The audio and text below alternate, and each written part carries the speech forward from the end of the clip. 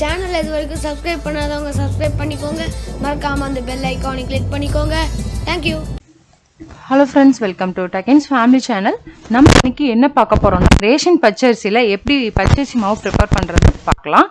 பச்சரிசியை 3 நேரம் நல்லா வாஷ் பண்ணிவிட்டு ஒரு 10 நிமிஷம் நான் ஊற வச்சுருக்கேன். இப்போ இந்த தண்ணியை வடிச்சிக்கலாம். ஃபேன் காற்றுலேயே நல்லா ஒரு 2 நாள் நல்லா காய வச்சுக்கலாம். எவ்வளோ வெள்ளையாக இருக்குது பாருங்கள் ரேஷன் பச்சரிசி. ஒரு 2 நாள் கழித்து காமிக்கிறேன்.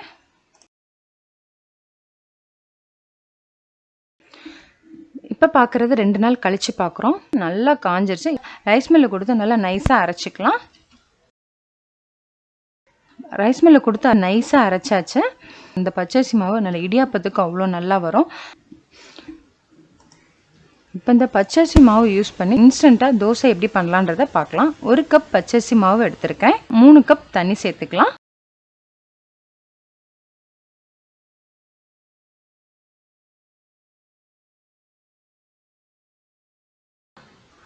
மோர் கடையிற மற்ற வச்சு இந்த 2 நிமிஷம் நல்லா கட்டி இல்லாமல் மிக்ஸ் பண்ணிக்கலாம். இந்த மாதிரி தண்ணியாக தான் இருக்கணும். 2 நிமிஷம் அப்படியே ஊறட்டும்.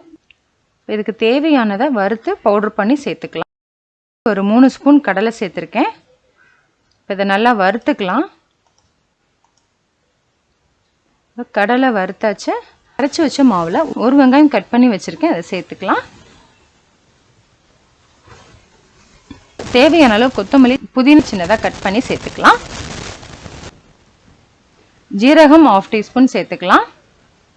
பெருங்காயத்தூள் ஒரு 1/2 டீஸ்பூன் சேர்த்துக்கலாம். கறி மசாலா ஒரு 1/2 டீஸ்பூன் சேர்த்துக்கலாம். 1/4 டீஸ்பூன் மஞ்சத்தூள் சேர்த்துக்கலாம். மிளகு ஜீரகத்தூள் ஒரு 1/2 டீஸ்பூன் சேர்த்துக்கலாம். இஞ்சி பூண்டு பேஸ்ட் 1/2 டீஸ்பூன் சேர்த்துக்கலாம்.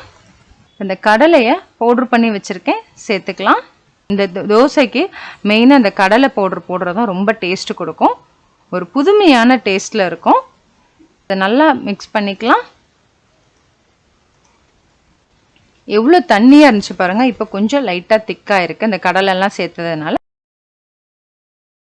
தேவையான அளவு உப்பும் சேர்த்துக்கலாம். ரொம்ப திக்காக இருக்கக்கூடாது, இந்த அளவுக்கு தண்ணியாக தான் இருக்கணும். அடுப்பு பற்ற வச்சுக்கலாம். தோசைக்கல் அடுப்பில் வச்சாச்சு. கல் நல்லா காஞ்சிச்சு. எண்ணெய் தடவிக்கலாம். 1 கரண்டி மாவு ஊற்றிக்கலாம்.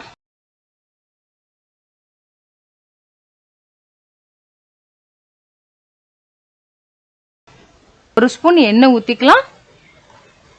ஒரு 2 நிமிஷம் மூடி வச்சிடலாம். வேறு சர்விங் பிளேட்டுக்கு மாற்றிக்கலாம். இன்ஸ்டண்ட்டாக வெறும் அரிசி மாவு வச்சு தோசை ரெடி பண்ணிடலாம். நீங்களும் இதே மாதிரி செஞ்சு பாருங்கள். செஞ்சு பார்த்துட்டு ஃபீட்பேக் சொல்லுங்கள். தேங்க்யூ.